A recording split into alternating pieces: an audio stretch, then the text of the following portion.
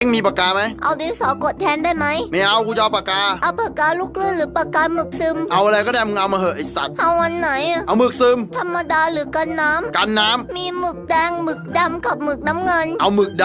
หมึกดำจะหมดแล้วเดี๋ยวขอเปลี่ยนไส้ก่อนเปลี่ยนเลยเอาไส้หมึกดำหมดเอาไส้หมึกแดงได้ไหมงั้นเราปากกาหมึกแดงมาไม่ต้องเปลี่ยนไส้ปากกาหมึกแดงหัวมันแตกเขียนไม่ได้แล้วปากกาหมึกเหี้ยอะไรมันก็เอามากูจะมาแค่เล็บตีนไอ้เหี้ย